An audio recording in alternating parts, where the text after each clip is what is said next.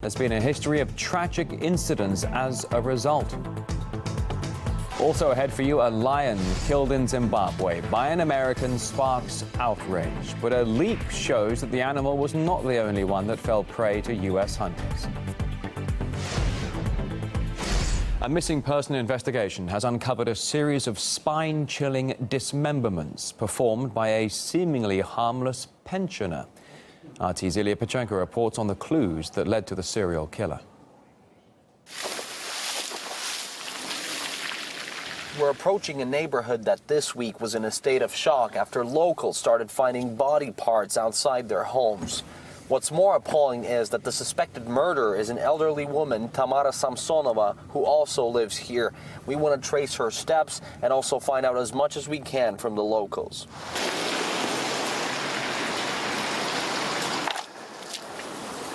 I'm standing right at the spot which is shown on that freaky CCTV footage. It showed how the woman kept coming out of this door carrying plastic bags with the body parts she chopped off with a knife and a saw. Трейлеры, которые показывают по телевизору, они ни в какое сравнение не идут с той жизнью, которая у нас сейчас, вот в данный момент здесь произошла. Это просто дикость такая, что... 4 мешка она выносила, а голову вынесла в кастрюлю. Ну, типа такого ведра пластмассового, что у Вали стоял в ванной. The first ones who discovered the dismembered body parts were dog owners because of their pets. This is Mikhail, who's going to give us a little excursion around the area. Вот здесь вот рядом с кустами, вон там, где лежат какие-то или трава, или не знаю, что это. Вот там лежал этот пакет. Потом только узнал, что это были уже останки человека. Я подумал, ну, кто-то выкинул кости, еще что-нибудь там. Было похоже на сухожилия, просто какие-то там обглоданные кости. Вот это озеро, про которое я говорил. А примерно остатки, которые там, основная часть, они лежали вон в тех кустах, просто накрытые белым покрывалом. Samsonova didn't even live in the building that we just saw. However, lately she spent most of her time there. She befriended the victim by promising to take care of her. Her real home turned out to be just several blocks away. That's where police found a diary where Samsonova described how she brutally killed more than 10 people in over a decade, and she did that in 3 languages.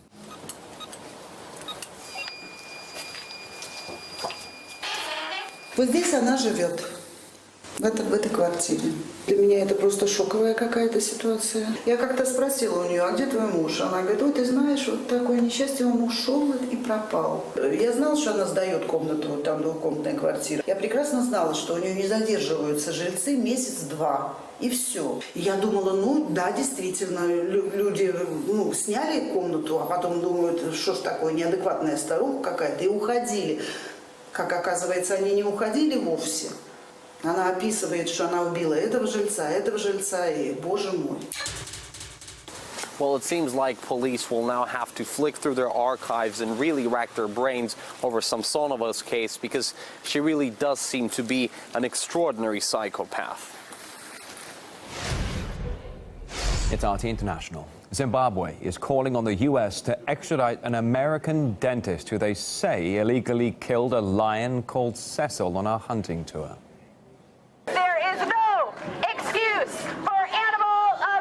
The killing of the well-known big cat has caused outrage. In America, angry animal lovers held protests outside the hunter's dental practice. They held banners saying, "I am Cecil." And Walter Palmer has already been dubbed the most hated man in the country, with almost 200,000 signing a petition calling for him to be extradited to Zimbabwe. Worldwide outrage tonight over the death of Cecil the lion, killed at the hands of an American dentist. Who killed Cecil the lion? Killing Cecil the lion. The hunt is on for the man who killed Cecil. Well, celebrities also weighed in. Former governor of California and actor Arnold Schwarzenegger posting this photo on Instagram. It received over 150,000 likes in just 24 hours. And one of America's most popular comedians was pretty worked up as well as he called on people to send donations to researchers in Oxford who are studying and tracking Cecil. If you want to make this into a positive, you can, sorry. Okay, I'm good. Making donations, maybe we can show the world that not all Americans are like this jackal here. Well, according to these US diplomatic cables published by WikiLeaks, Cecil is far from being the only wild animal killed in Zimbabwe by an American hunter in recent years. Elephants, lions, other wildlife among those who died, despite the hunting permits being issued seen as questionable. The leaks, however, state that the money from those hunting trips is vital to Zimbabwe's conservation efforts. The main concern appears to be about Americans being caught poaching illegally rather than the poaching itself. And we asked some experts why they think Cecil's death is being singled out. This WikiLeaks document has revealed that the U.S. knew that there was illegal hunting going on in Zimbabwe and allowed it to go on. They do everything they can to kind of promote human rights-oriented, humanitarian, environmental-sounding campaigns to promote U.S. intervention on the African continent. The fact that the Cecil the lion has been killed, that will hurt Zimbabwe. We shouldn't ignore the fact that lions are being killed today in Zimbabwe. Even though Cecil is dead, there's many more that they're going to die by the end of the month. Okay, that's the fact. And I don't see the animal rights activists getting up in arms about that issue, because that is much more complicated and a much more complex problem to tackle, because it involves institutional corruption. 10 past the hour here in Moscow. A Palestinian protester died early Saturday, a day after being shot by Israeli forces. He was taking part in protests and was hit in the chest after hurling a firebomb at police. This latest death follows two other killings, one of a Palestinian teenager and a toddler on Friday, both of which sparked street demonstrations.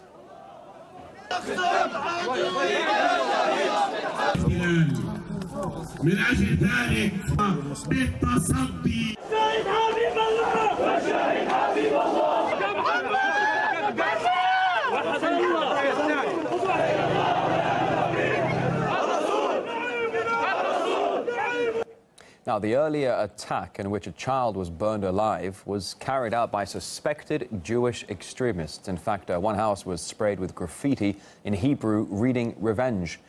And following the death, masked Palestinian protesters took to the streets of Hebron in the West Bank, hurling rocks at Israeli police.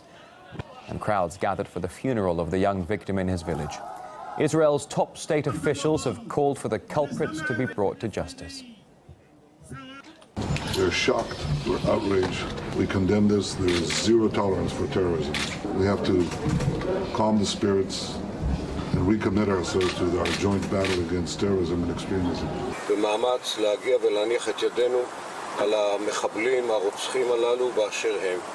But Palestinian authorities believe the roots of the violence lie in the Israeli government's continuing expansion and occupation, something that has been echoed by the United Nations itself.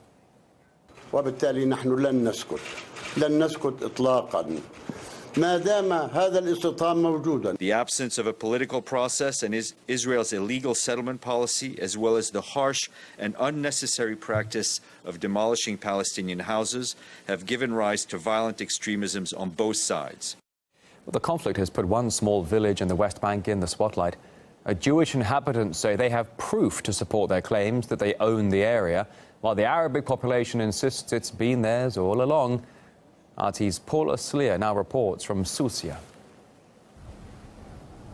These two men look at a field each claims for his own. This generations-old battle over land has Israelis digging deep for any traces of their ancestors to prove Jews settled these lands before Arabs. It's thrown this tiny Palestinian village into the international spotlight. The 320 residents used to live a mile from here until Israelis evicted them after finding the remains of a 4th century synagogue. Now, father of 6, Azam Nawajeh, is adamant he won't be pushed out again, despite the threat that Israeli bulldozers could arrive at any moment. What the Israelis are doing is a crime by moving us all the time. They're trying to use any legal loophole to kick us out. We will beat them at their own game. But Israelis insist no records prove a Palestinian village ever existed here, while those who live in the Israeli settlement of Susia, a stone's throw away, are adamant the land belongs to them. Without doubt, all the land here belongs to Israel. This is a land of the Israelis. It's the land that was given to us in the time of our ancestors and promised to us by our forefathers, Abraham, Isaac, and Jacob. It's pushing tempers to breaking point.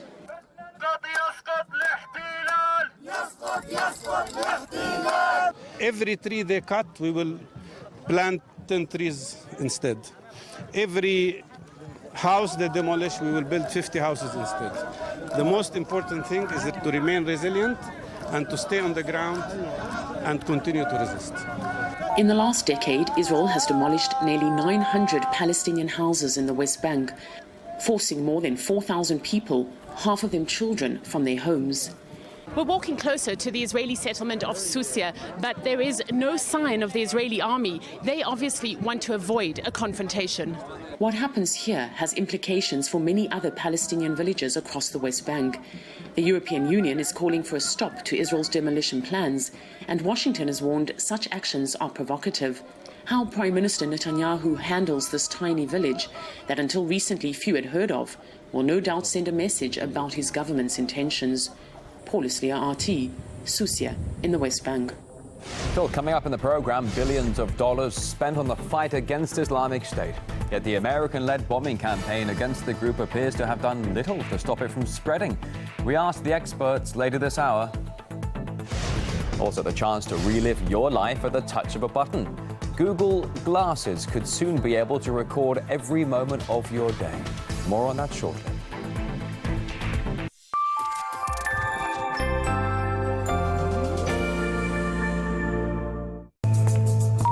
The interview for tomorrow is confirmed. 10 a.m. At the World Trade, it is hoped that they will find a global solution to a global problem.